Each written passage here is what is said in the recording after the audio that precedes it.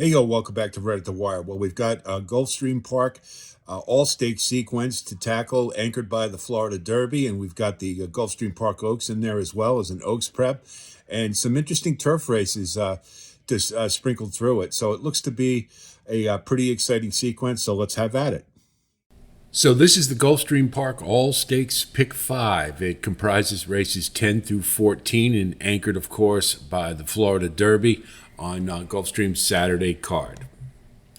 And leg one is the Orchid Stakes. It's a grade 3. It's the 10th race run at a mile and a half on the turf for 4-year-olds and up, fillies and mares. And we take a look at this field, and there are a couple of wild cards in here to a degree. La Mejana certainly sticks out. Now, she is listed as a P or a pace presser, but judging by her running style from what I've seen watching her races, she's just a grinder. She's very one-paced, and I think being on the lead is where she'll want to be in order to utilize her stamina, which is her big weapon. I think this is a horse that probably can go for 2 miles. The problem is I don't see a lot of late kick here. However, may not need it in this case. If he can just get off to slow fractions and just keep going, you do have a couple horses here coming off layoffs, and it's possible that they may not be ready to roll. So La Mejana, being the only early pace threat, really, if you look at this field, everybody else is coming from off the pace, with the exception of Tower Bridge, who I just don't think is good enough. So if La Mejana, if you note her races in Europe, she did carry over 130 pounds a couple of times, and that to me is the indication that they consider this horse pretty serious.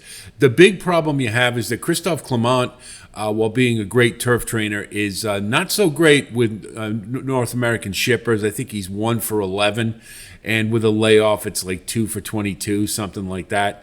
But so it's not necessarily a great angle, but this horse, and this horse hasn't run since September, so that's the added factor to it. Again, La Mejana is a wild card, but I think looks like to have the class to handle competition at this field, at this level. So being the early pace, I think you have to include. Surprisingly is, Mike Rapoli has entered horses in every single race today, it seems like.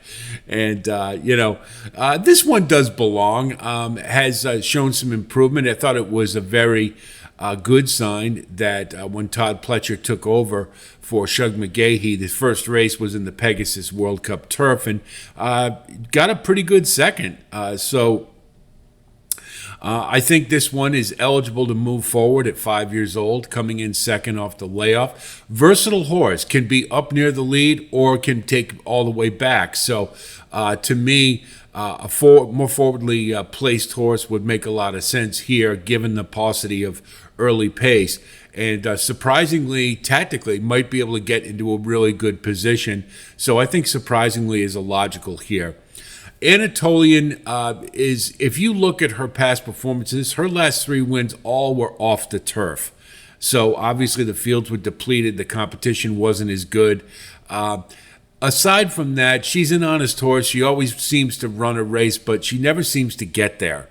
And that's, to me, she's just an automatic include underneath on your exotics, but I would never take her on top just from the way she runs. But she's in decent enough form, and she'll be there.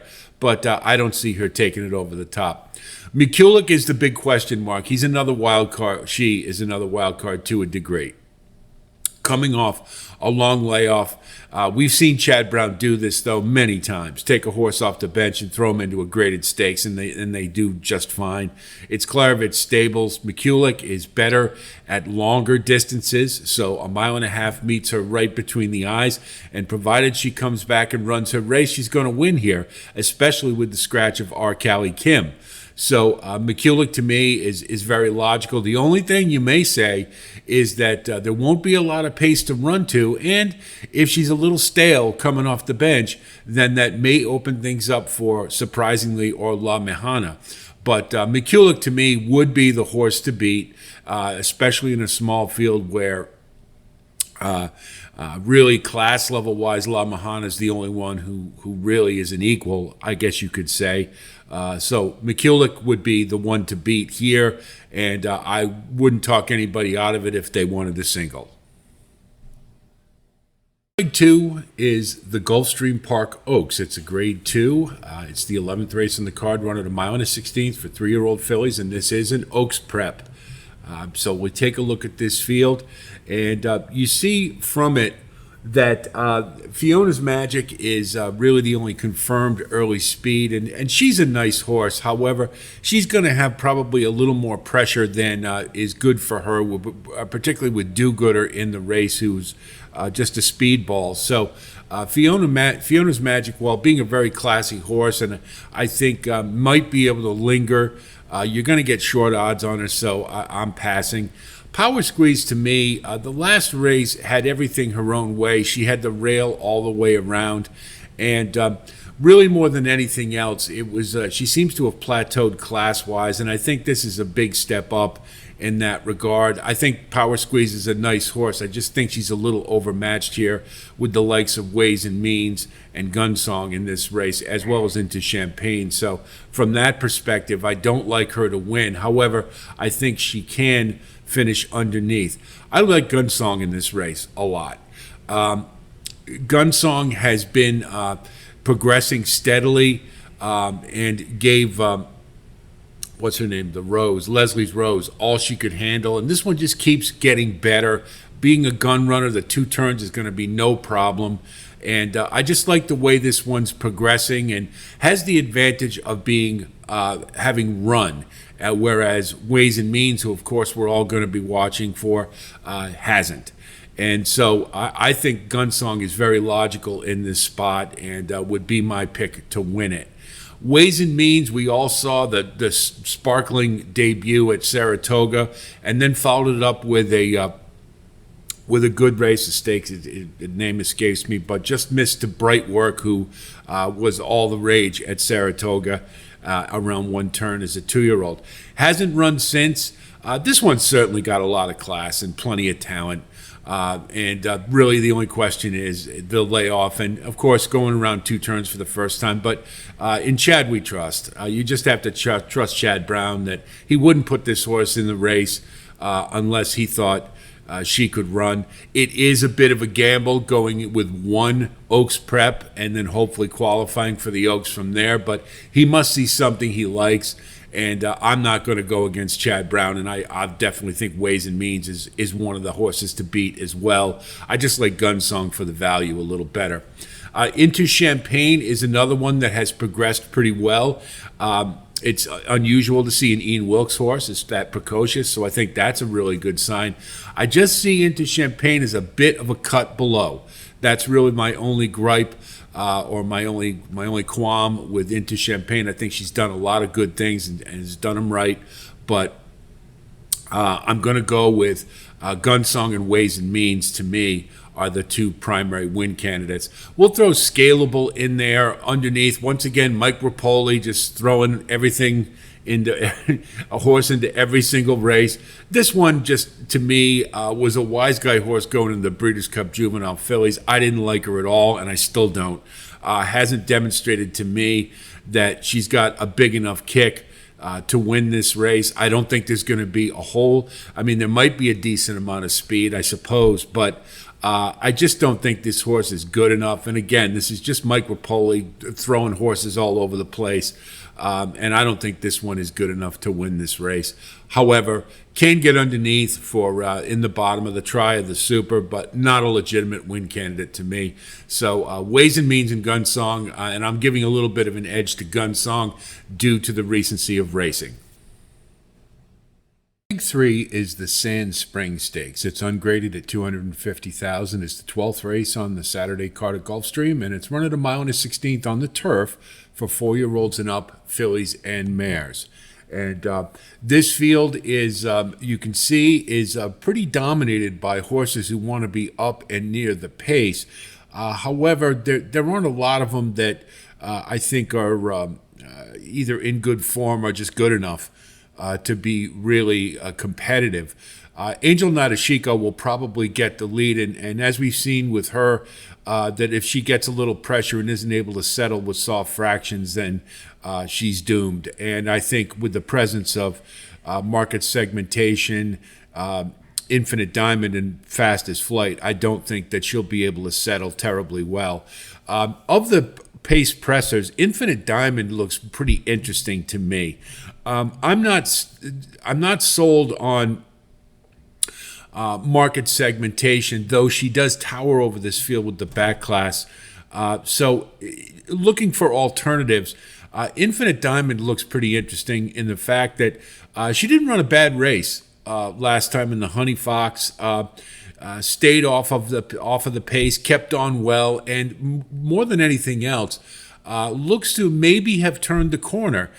She moved forward in her second start off the layoff, coming in third off. I think we can expect another move, and this field isn't as deep as the Honey Fox was, so I think this might be a pretty good spot. You're going to get a price, and if market segmentation isn't quite up to snuff, then Infinite Diamond might be looming as getting the first jump on some of the late runners. So Infinite Diamond, I think, is one to use. Market segmentation is clearly the best horse in this race, in my opinion, but she is coming off quite a long layoff. We know Chad Brown can get him ready. I'm not worried about that terribly much, but the real concern is that Diana, in that, she just fell off a cliff in that race. So I'm going to assume there was some kind of injury, and that's why she's been off for some time. So we do have to wonder if she'll be the same horse coming back, and that's always a concern with that long a layoff. If she runs her race, she'll win, I think. But I think there's a little bit of doubt there because of the long layoff, and because I think it was there was some kind of injury. I can't confirm that, but just to me, it just seems a little funny that she would come back in an ungraded stakes. I don't know. I may be spitballing, but I think is one you have to use, needless to say. Fuente over Yuna, I think, is one that is in good form and moving forward. I don't think is good enough to win this, but looms as a possible underneath. You do have a lot of those earlier runners who I don't think will be there late, and if so, then you get a really nice price with Fuente over Yuna moving up. So throw in the mix just for that purpose and that purpose alone. Cairo Consort, in one of the knocks I've always had on this horse is just hasn't gotten any better since that unbelievable Swedish chant at Gulfstream last year. But in retrospect, if you take a look, she's really maybe turning the corner.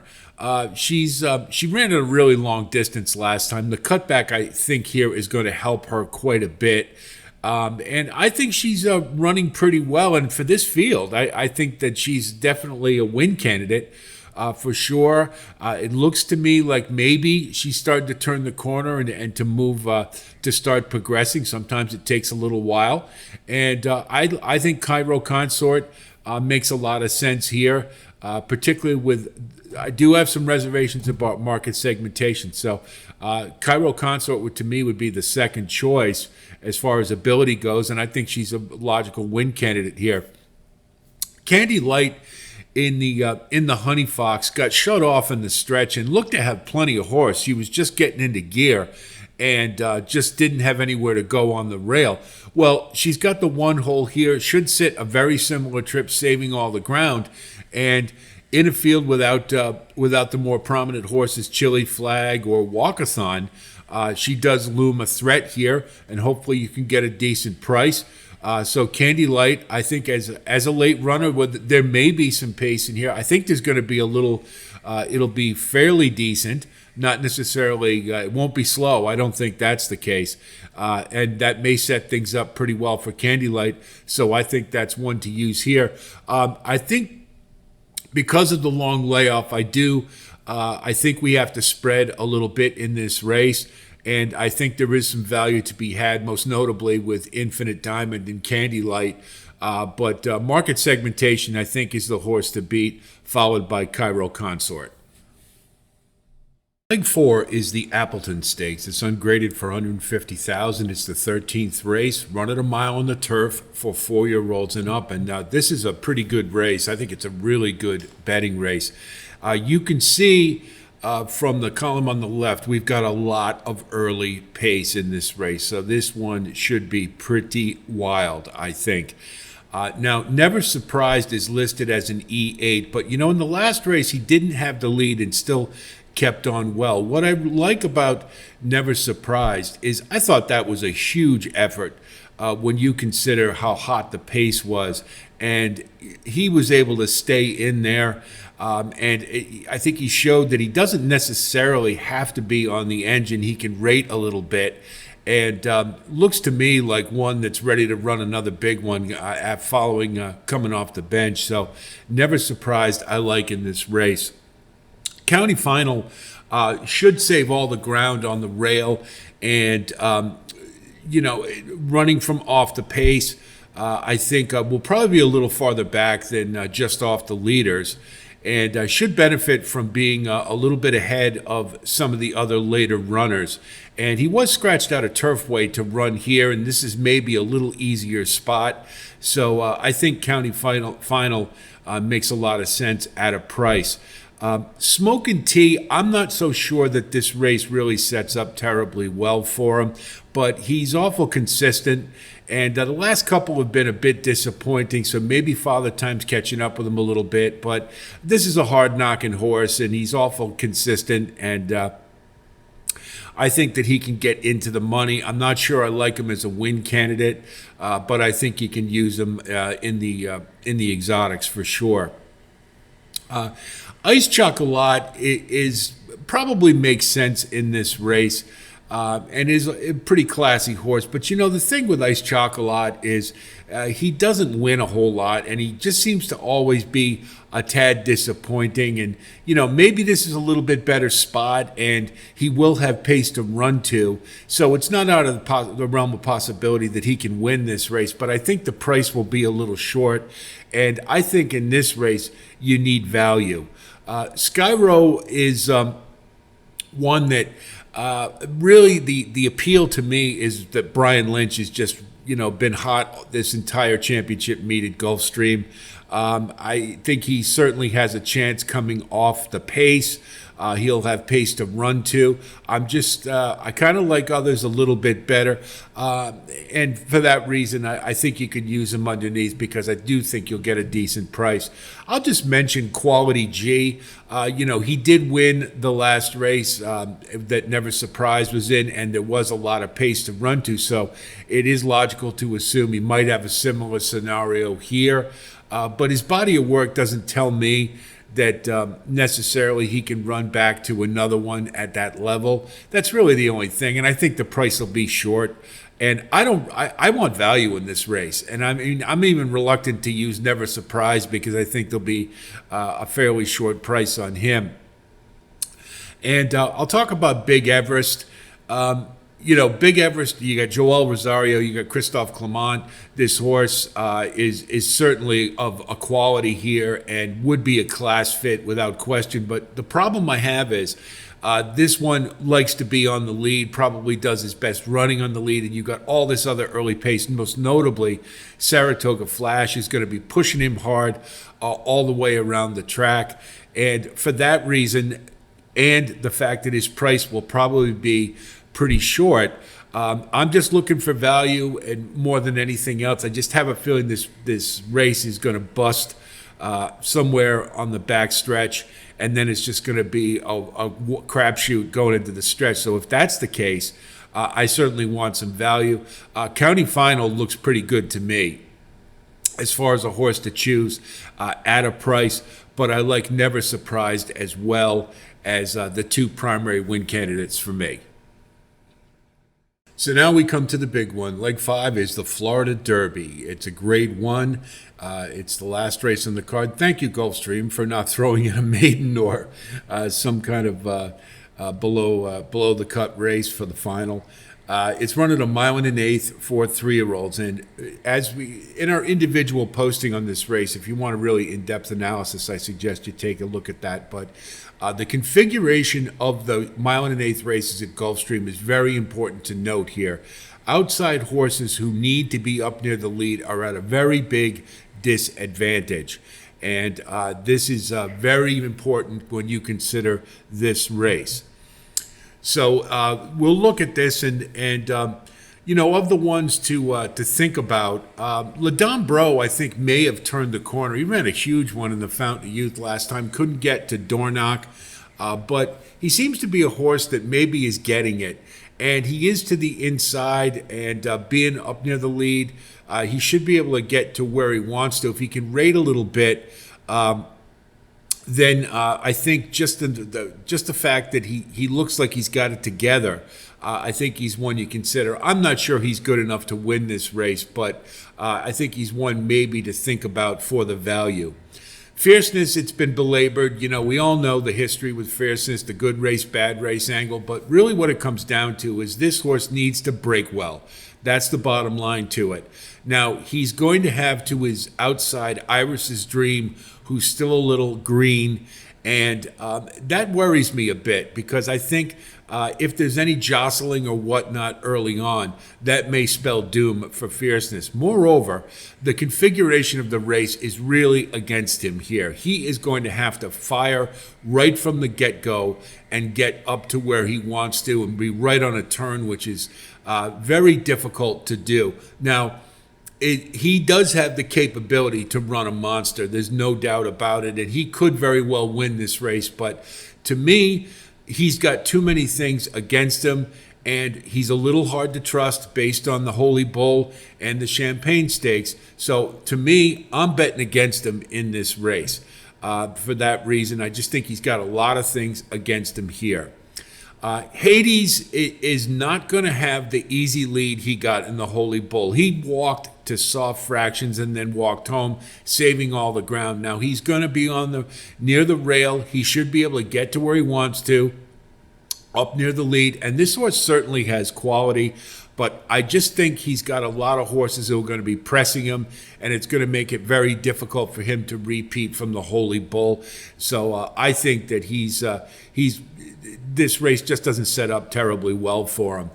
Catalytic is an interesting horse to me. I'm going against a couple of things that rules that I have. I do not like taking horses from a maiden moving into a graded stakes, but it was the way he ran last time. He closed like a freight train after breaking poorly. I don't think he's going to have a problem with the distance being by Catalina Cruiser. And if you're looking for a price in this race, and it's very possible, given, just because it's such a funky configuration with the Florida Derby at the mile and an eighth, that horses tend to, they can freak in the first route. And he's very interesting to me, and you're going to get some value. So to me, he's one to consider if you're looking for a horse to upset the apple cart. Frankie's Empire is a nice horse. He did pretty well in the Fountain of Youth. I think he'll keep running. I don't know if he's got the top end to win this. But again, if they go bonkers on the front end, he'll be able to save a lot of ground on the rail, and we'll have every chance. Late, I'm just not sure he's got the top end to do it, but I think you definitely have to use him underneath in the exotics. Conquest Warrior, I love that last race. We know he can get the mile and an eighth. I mean, he was handridden down the stretch. They didn't ask him not once in that race. He seems to be getting progressively better, and Shug McGahee would not put this horse in the race if he didn't think he could win or was ready for it. Shug is extremely patient. His owners allow him to be that way. And I've seen it over the years so many times where we wanted to see horses in a stakes race like this and from Shug, and he won't put them in unless he thinks they're ready to go. It is a test. It is a step up in class. But, this isn't the greatest of fields for the Florida Derby here. And If Fierceness has trouble, like I think he might, then Conquest Warrior, to me, looms the most logical. I think he's going to get a trip very similar to what Forte had last year. He does not need to be up near the lead. He should be rating about mid-pack, and he should have plenty in the tank left. Provided he works out a trip, I think it's his race to lose. So to me, Conquest Warrior is the one to beat. And Catalytic, I would use additionally just as kind of that wild, value-laden upset special. Just one that I think may be lying in the weeds. I don't really see any of the others who offer that and are going to offer the price that he will. So to me, Conquest Warrior, and as an alternative, Catalytic. So if we look at our ticket, we're going to, in leg 1, race 10, we're going to go 1, 4, and 6. Leg 2, race 11, we're going to use 4 and 6. Leg 3, race 12, we're going to use 1, 6, 7, and 8. I think that's the race you probably have to spread the most in. Leg 13, the Appleton, we're going to use 1, 3, and 5. And then finally for the Florida Derby, to me, if you want a single contest warrior, I wouldn't blame you if you did. You want to throw Fierceness in there, I understand, okay? I'm just trying to look for a way to keep this ticket fairly economical, because Gulfstream, as we know, can be awful chalky in these type of sequences. So I want to keep my ticket price as small as I can. And then we'll throw Catalytic in there for the upset special. And just because it's such a wild possibility for him to win this race, but he did show enough talent for me that I'm willing to take a chance with it. So 3 times 2 times 4 times 3 times 2 is a $72 ticket. And I'll throw this reminder in here. We put the caveman ticket up here because it's the easiest way to show you the selections. But obviously using Ticketmaker on daily racing form will allow you to use the ABC strategy and have a more economical ticket. But we put up the caveman here just because it's easier to show you the selections. So it should be a pretty fun sequence. I think in particular the Appleton looks like a wild one, and we've got some of the turf races in particular. I think offer the best opportunities for value. So hopefully we can get 1 or 2 home, and then we get Conquest Warrior does his job in the Florida Derby, and we take it down. So it should be a fun sequence to be sure. Those turf races look pretty wild, especially the Appleton, all that early pace. I mean, that's just going to be a complete meltdown, I think. And hopefully we can get some value home in that one in particular. I think Conquest Warrior just tactically, I think, is a better shot at the Florida Derby. If you want to go with Fierceness, I wouldn't blame you at all. He is a horse with a lot of talent, and maybe he can overcome those circumstances. But I think you've got to just plant your flag with one or the other. And to me, Conquest Warrior represents the best opportunity to win. Hope our analysis helps you with your own wagering strategy, of course, and we'll wish you the best of luck as always. And if you do like content like this, please like and subscribe. And thanks to all of you who have recently signed on board. We really do appreciate it. I love the way this community continues to grow. And I've been hearing from some new people lately, which I always love. So drop me a line if you have some input from the sequence, or you just have a general opinion on how some things you'd like to see. We're more than willing to do that for you. Next week's going to be a big one. We've got a lot more coming with the Bluegrass Stakes, the Santa Anita Derby as well, and the Wood Memorial. So be on the lookout for more postings. There'll be a lot of them next week. I'll talk to you soon, and until then, be well.